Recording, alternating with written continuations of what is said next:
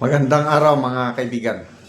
Good news po ang pag-usapan natin ngayon. Masayang masaya ngayon si Senator Marcoleta. Bakit? Ilang taon ngayon from now, mayroon na siyang katimbang sa Senado na kokontra kay Lacson. Hindi na lang siya nag-isa.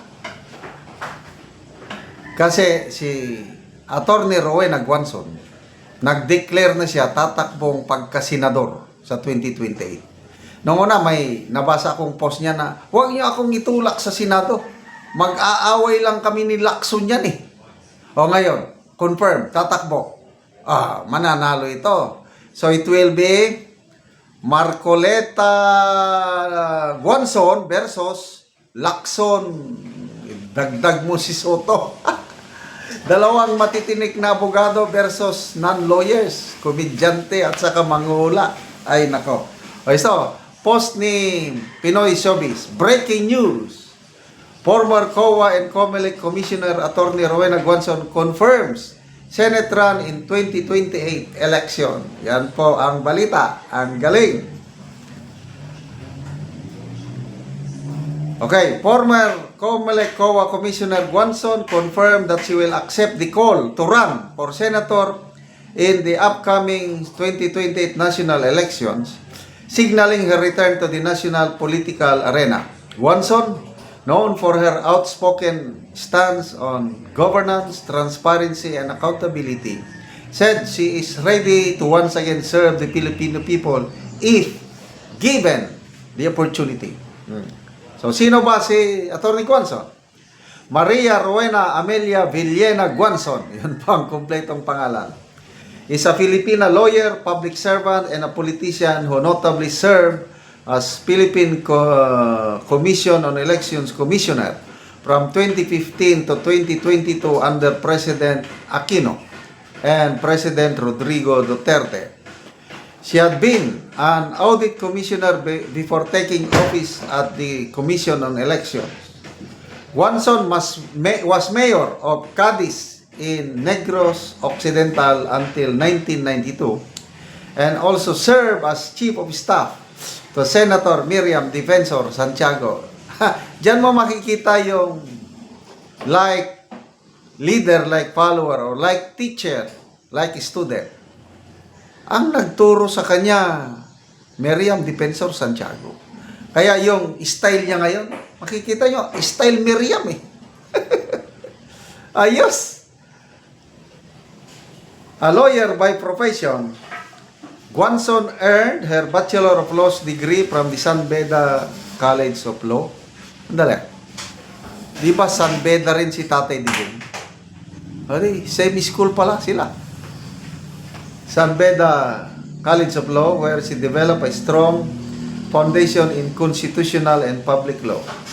Prior to her national appointment, she also served in local governments, including a term as mayor in Cadiz City and Negros Occidental, giving her experience in both local and national governance. In recent years, Guanzon has remained active in public discourse and politics. She became a nominee and later a representative of the P3PWD party list, advocating for rights and welfare of persons with disabilities and marginalized sectors. Her possible Senate bid in 2028 is expected to draw attention from supporters who see her as a strong advocate for transparency, accountability, and social justice in governance. Okay, so DDS! So, suportahan ba natin si Atty. Guanzon? The answer is yes, di ba? Ang daming nag-encourage sa kanya na tumakbo eh. At least ngayon, yan na. So, how about the kakampings? Bubutuhan ba nila si Senator Atty. Guanzon? I believe so. Hindi ko lang alam kung ano yung candidacy niya. Independent ba siya? O maki-line up ba siya sa line up ni BP Sara? Maki-line up ba siya sa kakampi? kung ako ang masunod, kung example, ako ang campaign manager, mas maganda, independent siya. Total, may pera naman eh. Mayaman yan eh. Sabi nga niya, elementary siya. Sinusundo, hatid-sundo siya ng Mercedes-Benz. May pera yan. Kasi kung independent siya, pwede tayong mga DDS, pwede natin siyang butuhan. Tatakbo siya, parang kakamping pa rin siya. Huwag na natin siyang tawaging DDS. Pabayaan mong kakamping. So, kung independent siya, makakuha siya ng boto sa mga DDS, makakuha siya ng boto sa kakamping, makakuha siya ng boto sa mga neutral.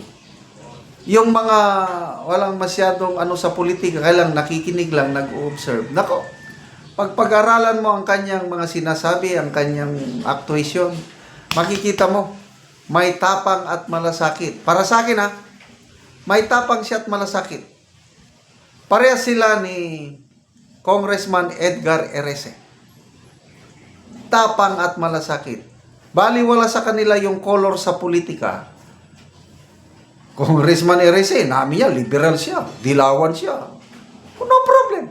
Kailang nagsasalita kontra korupsyon ng Marcos Jr. administration.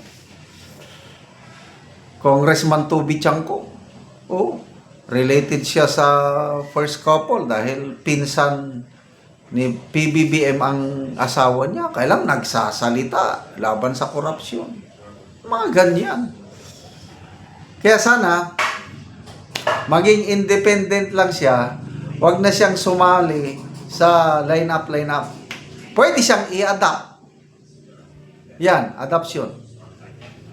Nung midterm election last year, PDP Laban, meron. Kailang in-adapt nila, ang PDP Laban, in-adapt nila si Congressman Marcoleta at Attorney Vic Rodriguez. Yun. So, adoption lang, pwede. So, good luck po, Attorney Guanzon. Tommy, siguradong panalo na. Para sa akin lang ito ay sana hindi ako sana magdilang anghel ako.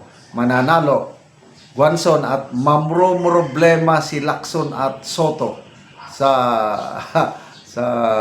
Senado pag-upo ng isang Attorney Rowena Guanzon. Salamat mga kaibigan sa inyong pagsubaybay sa ating channel. Nakakatulong kayo ng malaki sa tribong Talaanding ng Bukidnon dahil ang income natin sa channel na ito is pantulong sa tribo. Namimigay tayo ng libreng yero at pako para makapagpatayo sila ng mas maayos na tirahan. Panoorin niyo ang video na ito. Ang among ginahatagan og giyero.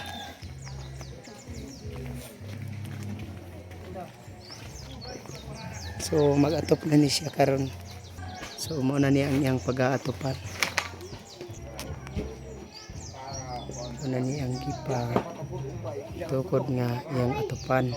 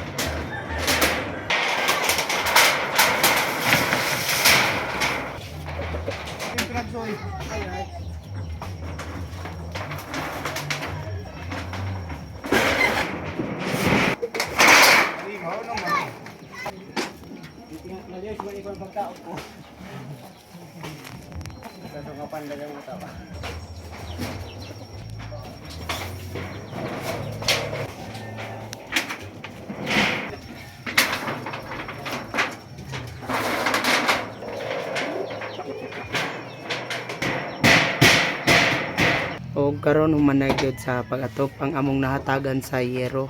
Humana niya og atop iyang balay. Sa Ginoo sa nagtabang sa sin o nagtabang sa sin di palit ko atop busot na turo na kayo. So, salamat kayo sa nagatag sin kayo na please na naging akong atop. Tanan. Di na kumulan kaya akong sinapulian nagbago. So salamat kayo. Salamat kayo.